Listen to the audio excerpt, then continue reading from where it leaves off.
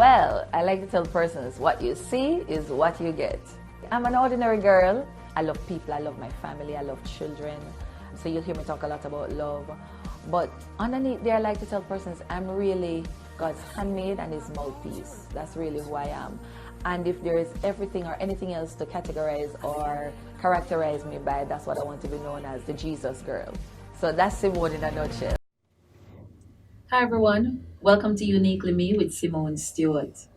It's a show for women, about women, and by a woman. Like I often say, we women need to be wearing that big S on our chest. You know, we're superwomen, we're trying to balance the many hats of life and trying to pursue our goals while we're raising children. We're in the corporate world, we're in church, we're a wife, just so many things. And so the struggle continues. Today I have with me a woman that I have known for too long to remember. But she has quite an interesting story to share with us of how she moved out of corporate to pursuing her vision, her goal, and I dare say her God given purpose. So we're going to learn a little bit more about this woman who maybe you're probably standing beside somebody else and wondering, is that her? Is that her? So, I'll tell you a little bit more. Lorraine, welcome. Thank you so much. So good to for have having you. me. So good to have you. Lorraine, we go way back. So I remember you from, let me see, it's probably really it's probably about 18 years ago. Yes. I still remember when you came into our office with that winning smile, this little lady with this big smile. And it has not changed. Lorraine, share with our audience a little bit about who is Lorraine. All right. Thank you so much for having me. Welcome to your audience as well. Lorraine is a little girl who grew up in Christiana, Manchester. I am a twin, so I'm one of two. If I didn't say that, my twin sister would have my head. I'm So, sure. I'm one of two, and I grew up in Christiana, Manchester. I am the middle child. I'm three. I consider my sister four because she came After you. Yes, after me, and I grew up in a Christian home. It's seven of us. We just loved each other. Very, very humble beginnings. But there's one thing that has always been real and true, and it was always the love of God and us having devotion and reading our Bibles together and running up and down barefooted. But we just had so much love in our household. Well, Lorraine, tell me, how different are you from your twin? When I was small, I always wanted to be a twin. But I was never blessed with that, and I tried to make my best friend my twin. And now I have my daughter, and I'm trying to tell her that we're twins. But you live it. Tell us a little about what was it like being a twin? Or is as a twin, sorry. It's an absolutely phenomenal journey. I think I've always thought that we've never really leveraged being a twin because twins used to trick each other and trick people a lot. We didn't do that part. But you find yourself having a best friend your whole life. Somebody you can always count on. They say we look alike, but we also sound alike. If you were to talk to her now, you'd probably be wondering who is talking because we're that. But she's always somebody that I can call on because I have my other sisters and we're all such a closely knitted family. But Lorraine is my confidant. She's my friend. Yeah. We cry together. We laugh together. We do the silliest things together. I'll be sitting and I'll be even saying to my daughter, honey, if Lorraine were to be here, that's exactly what she'd say. Or Lorraine be doing this or be doing that. But it's always just knowing that you have someone. And as a result of that, I never want to be outside of company because I've always had company, so I can't live in a space where I have no one at all with me. But it has been an amazing journey to have someone else that has your back. We don't fight, we just love. Wow. I think I need to plug here and tell Lorraine. I've known Lorraine for a very long time and she has never stopped talking about you. And exactly what she just said is what she has always said to me about you. So life, you grew up and you came to Kingston to discover yourself. But then you got married. And as far as I know, you've been married forever. That's true. But talk to us about married life. What has married life been like? Well, Virgin Donovan Nelson. He's my husband, and we've been married for 19 years. That's been a long time. I think I'm new Virgin from Manchester. Yeah. And I remember just going home one evening after work. I used to work at a funeral home in Manchester, and Lynn's Funeral Home. That's where my career started. Fun times. But I remember just walking home one evening. I saw him. I was still in the community, but he was visiting, and we just started to chat and exchange contacts. And I don't even know what happened, but something happened. I always thought that he was interested in my older sister because he's 11 years my senior. So I was just thinking, I'm the kid. But apparently I had grown up and not realizing that I could actually hold a conversation with an older male, and he found that interesting. But the truth of the matter is, it has been. Virgin is one of my best friends. Yeah. He and I have been through, I would say, every single thing together. And he's one of my biggest cheerleaders. He encourages me, he supports me in everything I do. I was telling my daughter the other day that Virgin is like my clothes. Those literally, like, I don't see myself doing anything or being anything without him. And it's not that we have not had challenges over the years.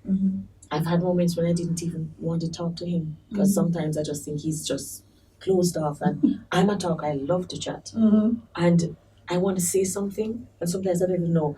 What if I should say this to V? I call him V because he just always seems like he's pensive in thought about something, and maybe I'm going to be a blabbermouth now when he wants to be in this quiet space. But it has been a journey, and we have supported each other over the years and just loved each other. I've just been giving God thanks because so many marriages are not together. Yeah. No. That's true. But we can be in the same room and we can tolerate each other. We sleep together every night and we love each other. We always hug each other. Wow. Yes. He might not look like a hugger, but I tell you, he's way much of a hugger than I am. He likes to cuddle. and well, the men in the world probably would want to know that, but my honey. Lorraine, that's very good to hear. After how many years? 18 years, 19 years?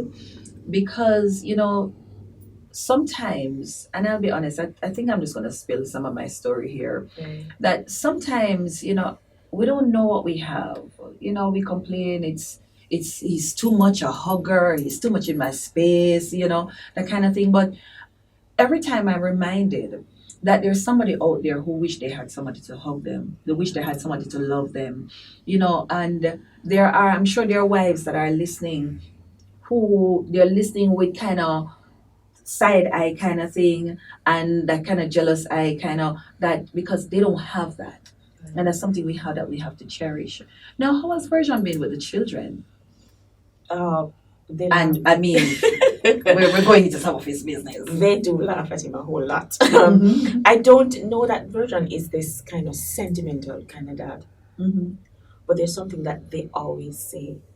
Unlike me, I make a promise and I say, oh honey, I can't do that again because this has come up, and they say, boy, mom, you break your promises. But they always say, something, that is always there. Wow. He never breaks a promise. He's just always there. And something that Ashley will complain about sometimes, boy, mommy, sometimes I wish that he was a little bit more sentimental, kind of lovey-dovey kind of guy. But she always dials it back to say, mommy, he's always there though. Yes. I just love my daddy because he's there. It's like there's this presence and there's this constant in your life. Just knowing that no matter what you're going through, you can call on daddy. And that is something that is very significant. I was talking to Jonathan recently and he said, boy, mommy, I love daddy. But I was thinking the other day, I don't know if he's taught me how to be a man yet. What am I going to do when I'm a father? I mean, we talk. I know he recently taught me how to iron my clothes, to clean my shoes and all of those things. But I don't think he's taught me how to be a man yet. Wow. So we're going to have to work on that. But the one thing that is always consistent for them and is that daddy's always there. And that is for me very, very, very significant because we have a whole lot of children who are just desperately in need of a father being there to call on. Whether or not he's just there, you want to just jump on him and sit on him and him slap you in the head and whatever it is that they do, that is there, what I would call their love language, that connection that is there and that is significant and important to them. That's so true. Well, Lorraine, we're gonna jump a little bit into because I know there has been, two miscarriages. You want to tell us a little bit about that and how did that impact you and impact your marriage? Boy, that is a time that I've been a Christian most of my life. Mm-hmm. I've been a Christian since I was a kid. Mm-hmm. I I got pregnant for my now husband actually before we got married, Mm-hmm.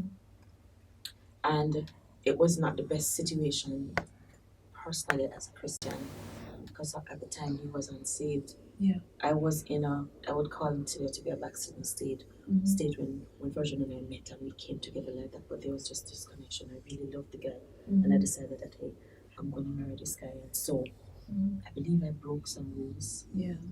and I found myself pregnant, and within about 9 weeks, I was just walking in Manchester one day, Mm-hmm. and I just started to feel some cramps in my tummy. When I went home, it just persisted, and I decided I was going to go to the doctor, and I was told that's before my now living first child actually was born. Mm-hmm. That was 9 weeks, and it was just a devastating period for me, Mm-hmm. even though it was a time when I didn't know how I was going to face the world, Mm-hmm. being pregnant and unmarried, Yeah.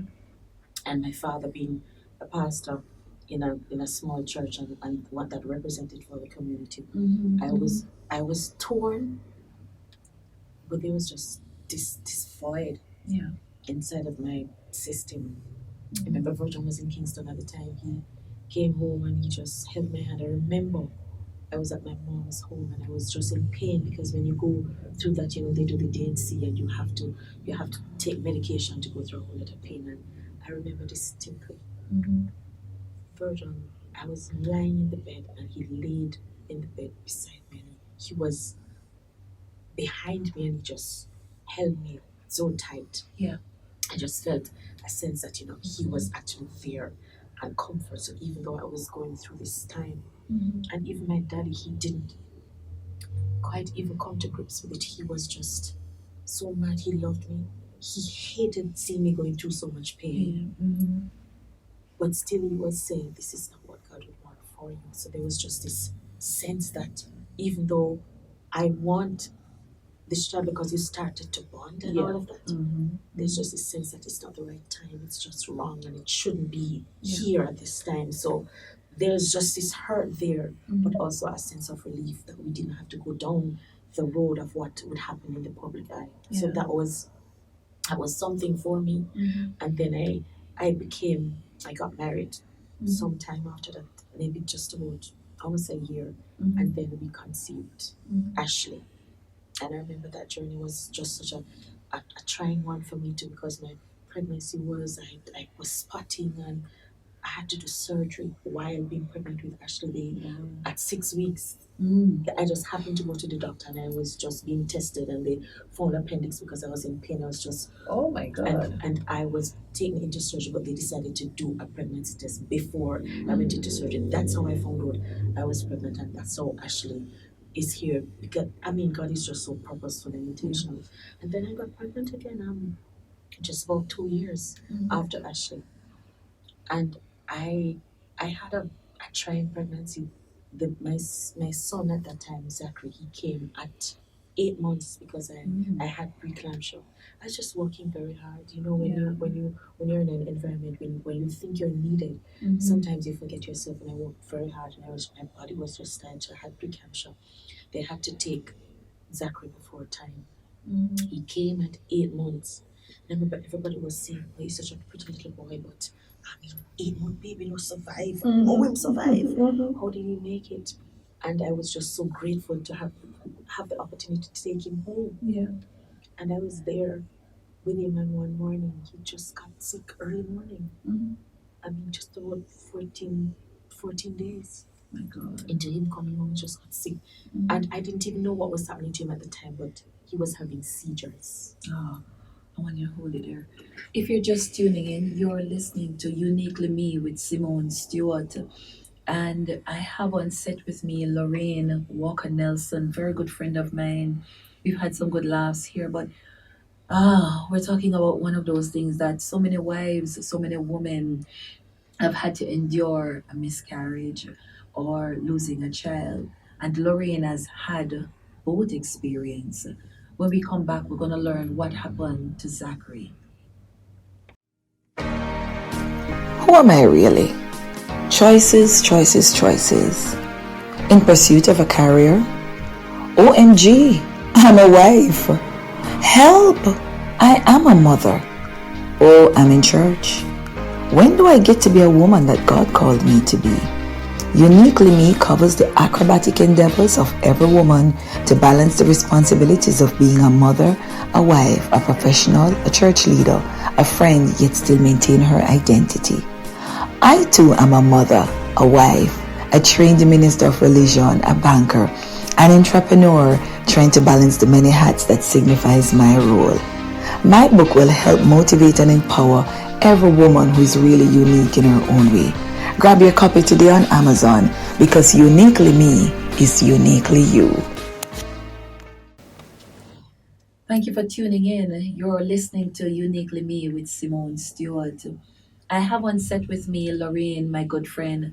She's talking about what life has been like experiencing both a miscarriage and having taken home her baby 14 days later. Something happened, and so want to dig in. Lorraine, so tell us what happened 14 days later. So it was very early in the morning. As you would have heard over time, I was in Manchester. My husband was in Kingston. We were living, although married, we were living apart because that was our situation at the time. And the baby just started behaving in my head weird. I subsequently found out that he was actually having seizures. So I just noticed that his head was turned down. And when I woke up and I was wondering if I had turned down his head too much, how long his head was down, and if that could have caused him. So I started to just lift up his head because I fell asleep with him in my arm and I think his head fell over. And then I called Virgin. I said, honey, I don't like how the baby's sounding and he looks sick. You really have to come. So he drove from Kingston to Manchester to take Zachary to the doctor. That was about after 3 a.m. I called him and he reached early. And then we went to the doctor.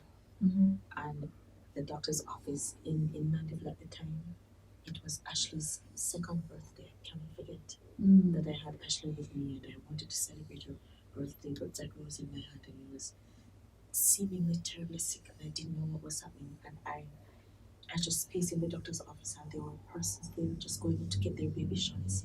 Children are running around very playful. And my child was the youngest child in the surgery and he was screaming out with seizures.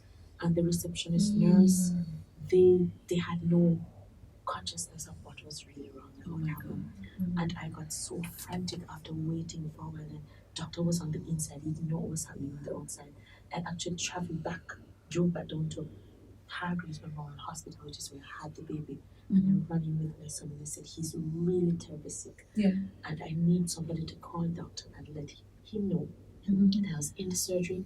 Nobody's giving me any attention and the baby's really terribly sick. And they got to speak to him and they sent me back to him. When he evaluated the baby, he said, Mrs. Nelson, this child is very sick. So you're telling me that you had to travel with the baby from one medical office to another to the hospital and back again? My God, all this time, what was going through your mind? I was just so weak emotionally and broken. I was in tears. And I remember just saying to my husband, Virgin at the time, I said, you know something? Just take Ash somewhere because it's her birthday and I really wanted her to maybe just get something, an ice cream or something to represent her birthday because as a mom, you're always thinking about everyone. And when I finally went into the doctor, he examined Zachary. He said he was sick and that we had to admit him in the hospital. And we went back down to Hargreaves and he alluded to the fact that he was having seizures and that from the looks of things, there was a problem with his brain. Oh my God. No, that was just so, I don't know. I remember when he was born, I was saying to my sister that I don't know what I would do if anything were to happen to him. Yeah. I was telling her that, Lord, I don't think I could live if he were to die or anything. Yeah. And that was just a conversation because at the time because at the time he was 8 months coming home and everything was just, and when he finally came home and I just looked at him and he was just so precious, I was saying that to her. And in that moment I was facing the reality that something was really wrong. Yeah. And he was in the hospital and I went back and forth for a couple of days, and the doctor was saying that we have to get him into Kingston because we need to get him some help. Yeah. And they were saying that they had to get him on a helicopter or something. And they had to have a specific incubator and all of those things that they didn't even have. And because the doctor at the time, he's a very old veteran kind of doctor who knew how to do things. I think he said he would bag him a particular way and fix him to make sure that he was able to handle the air pressure to go from Mandeville into Kingston. But I remember I didn't know how that was going to happen because I didn't have the wherewithal financially to get my baby on a helicopter. I remember just walking into Scotiabank Christiana because that was my home branch. I was in Kingston, but it was my home branch, and I was talking to the then officer in charge. I remember Cheryl Gopal. Cheryl is still with Scotiabank, and she doesn't even know what she did for me. We don't even talk about it anymore. But when I went in, I sat with her, and I was just broken, and she just picked up the phone and said, there must be something that Scotiabank can do. For a family, it was an act of kindness that transformed my whole experience. And she called a head office, and we got Miss Hopeland Hines, who is still with Scotiabank, and she was like just this angel. I remember Ryan Hall was the director of HR at the time, and Mr. Wayne Hall, all of those guys, they came together and they arranged for a helicopter to get my baby into Kingston. My God. And in spite of the fact that it was just so heartbreaking for me, you see the hand of God in everything. Yeah. And he got into Kingston, and I remember that's when I met Dr. Minerva Thain, who is still their pediatrician today of the living ones. And she was a resident doctor in charge, and she was looked at the case, and they had to be manually had him on a ventilator. There were some junior doctors that was just mentally breathing for him for days upon days, and he was just deteriorating. They said that he had some abnormal vessels in his brain that ruptured. Yeah. Oh my God. And without them doing that, he really had no life in him. So then the decision came to take him off the ventilator. And I tell you, it was just a very tough moment. I remember sitting with Virgil, my husband, in the parking lot of UWI at the time, because we had taken from her to me, and we're just talking about it, and it's like then we made a decision that we're going to remove him remove him from the ventilator. They didn't have a ventilator that they were able to set up. So the Children's Hospital had the system, but they didn't have the staffing. You had the staffing, but they didn't, and I don't know what happened between hospitals that they couldn't work that around. And so we decided to take him off the ventilator, and when we did that, we went home, and in the wee hours of the morning, after 2 a.m., we got the call that we had to come and identify his body. When you leave the hospital, you just know that he's just not going to make it, because the doctors were already preparing us. They were telling us that he's really sick and it's not going to work. And so we were holding out hope. We prayed, we did everything. I remember I was so broken. I loved to dress up. And my twin sister was trying to say, oh, you have to fix up yourself. I didn't even care how I looked. There was just nothing in me. It's almost as if I was a zombie, just walking around, not existing. And my husband said to me, Laura, I sent him back to identify the body, just couldn't go back. He said, Laura, when I looked at my son, I had to cry. I didn't even see him cry. I hardly ever see my husband cry. Mm-hmm. But he said, Lord, I cried when I saw my son lying there, lifeless. That did something to me that he doesn't even know because he doesn't cry. Yeah. If you're just tuning in, you are watching Uniquely Me with Simone Stewart. And I'm telling you, there have been times that I've had to hold on to my chair because on set with me is Lorraine Walker-Nelson sharing her story of losing not just a miscarriage, but also having a son 14 days later, having to watch him deteriorate. When we come back, we will learn how this little giant of a woman moved on from there and what's happening with her now.